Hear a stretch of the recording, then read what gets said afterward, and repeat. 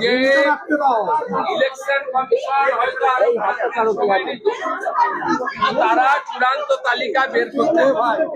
Mamata Banerjee supreme কোর্টে ছুটে গেছিলেন।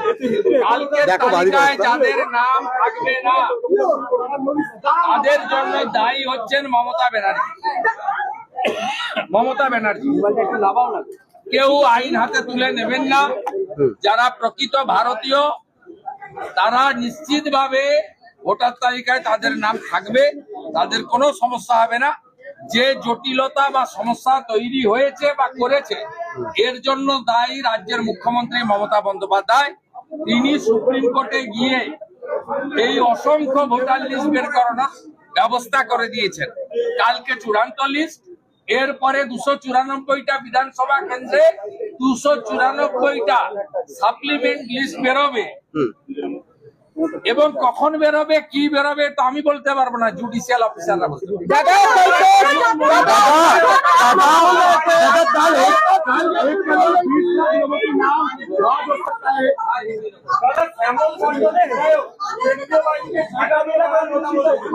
অনেকবারই কথা বলছে আলাবাটি ভোটি মন্ডল ওই পাঠশালারই ছাত্র, সে বলবে না। এটা তো আজকে নতুন কথা না। ইলেকশন কমিশন তার ব্যবস্থা নেবে। আমরা ভারতীয় জনতা পার্টি কারোর উপর নির্ভরশীল নয়। আমরা 19, 21, 24-এর নির্বাচনে 40% ভোট পেয়েছি। 2,30,00,000 ভোটারের বেশি, 58 লক্ষ এবং প্লাস 12 লক্ষ, 70 লক্ষ নাম তো চলে গেছে অবৈধ ভোটার। বাকিটা ঝাড়াই বাছাই হবে।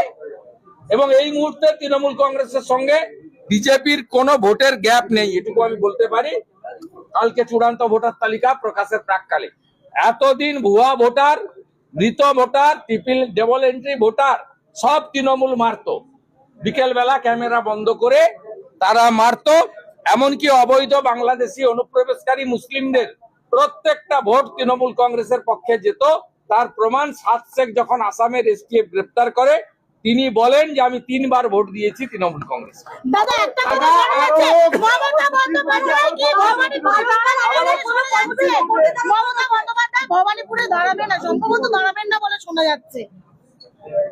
দাঁড়াবে না মানে 44,000 তো আগেই গেছে।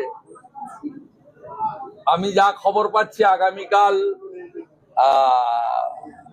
বিতর্কিত ভোটারও 14,514। অতএব উনি জানেন কাদের ভোটে উনি জিতেছিলেন। ওটা তো বিজেপির জায়গা। অতএব ওখানে আমি চ্যালেঞ্জ করছি, আপনি দাঁড়ান, পালাবেন না, বাকিটা বুঝে নেব।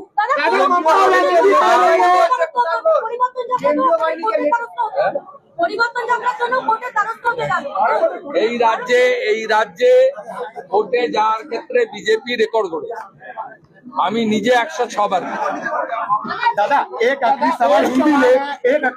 এই রাজ্যে অমিত শাহজির মতো, নীতিন নবীনজির মতো, রাজনাথ সিংজির মতো, জেপি নাড্ডাজির মতো, শিবরাজ সিং চৌহানজির মতো, দেবেন্দ্র ফাডনবিসজির মতো নেতাদের সভাতে অনুমতি দেওয়া হয় না।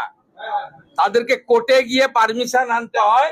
এর মধ্য দিয়ে প্রমাণ হচ্ছে এই সরকার রাষ্ট্রবিরোধী সরকার। এই সরকার এখানে যে কাজটা করছেন এটা গণতন্ত্রের কোন শিষ্টাচার না মেনেই করছে।